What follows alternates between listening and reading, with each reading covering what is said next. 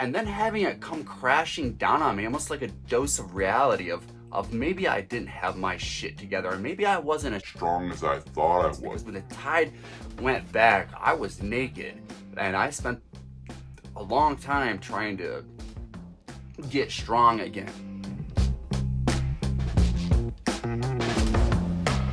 Like that.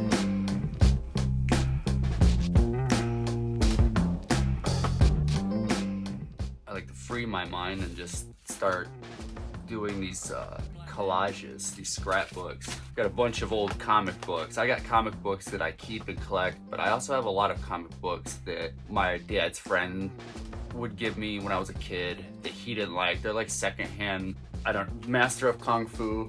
They're fine to kind of just tear up, but that's what I do.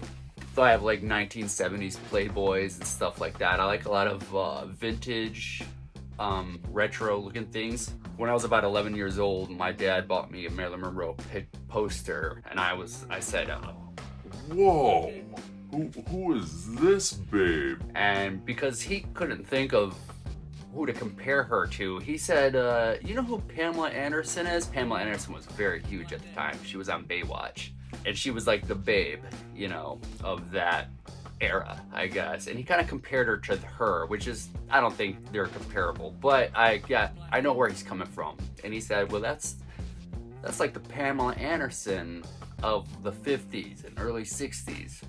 And I just loved the way it looked. I could tell the colors were different. They were more like pastel. Just the way she looked. She didn't have this perfect body. She had this look on her face like she was on pills, and that's because she was a lot of the times. But that was this kind of her signature look, this spaced out, eyes kind of shut, a glossy eye, mouth slightly open, and you can see her moist tongue and her teeth a little bit. It's very sexy.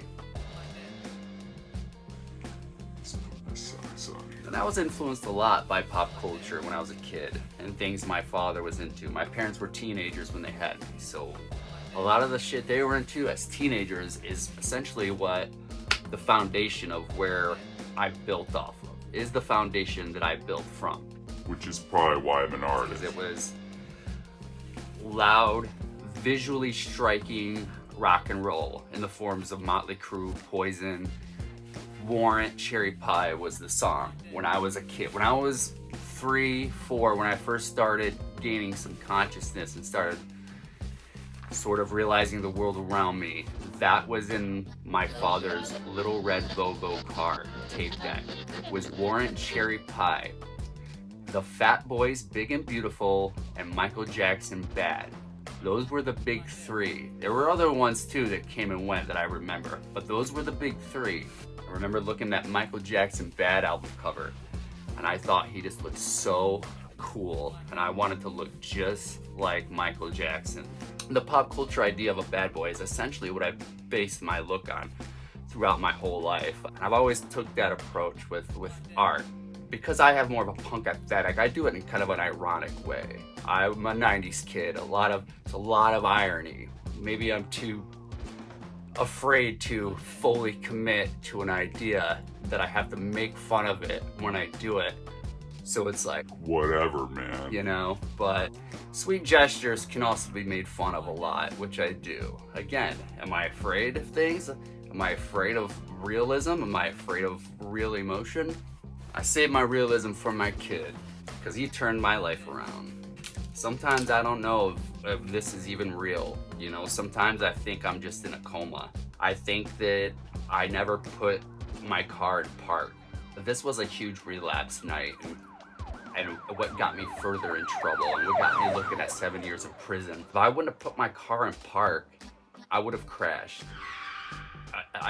Sometimes I think I did, because after that incident, I woke up in jail and I got out, and everything has just been better. My kid is exactly who I thought he would have been when I was younger. I always thought, God, I would love to have a son or a daughter, just a kid, and I just never thought it was in the cards because I just didn't live that life.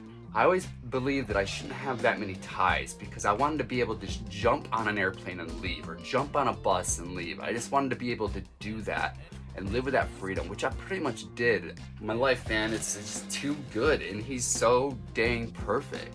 I'll be sitting here being dressed as Batman and my kids dressed as Robin, and we have Tribe Called Quest on the radio, and he's got a backwards hat on and he's dancing to Tribe Called Quest while we're dressed as Batman and Robin. And I'm thinking, how am I dreaming? Like, this is so perfect. How did this happen to me? How did I get everything I ever wanted?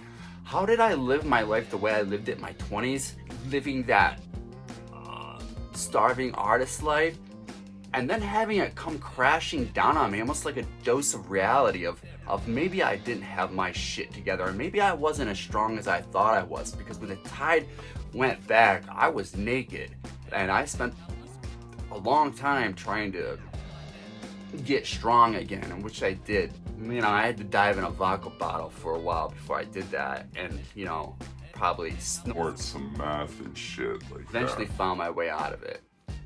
I just know that I have willpower. I look a lot better. My eyes used to always be glossy.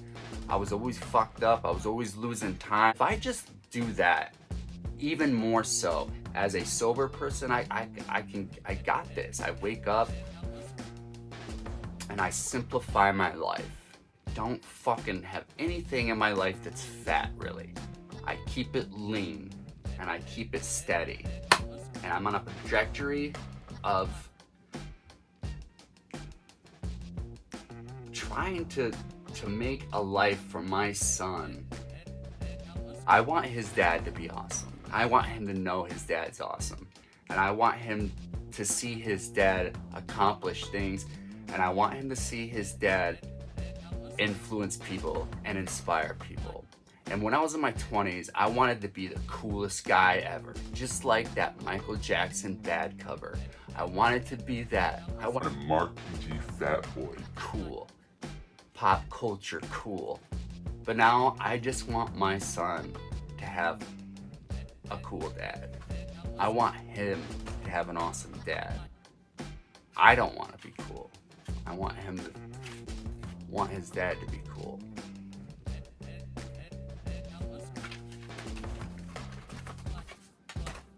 We out.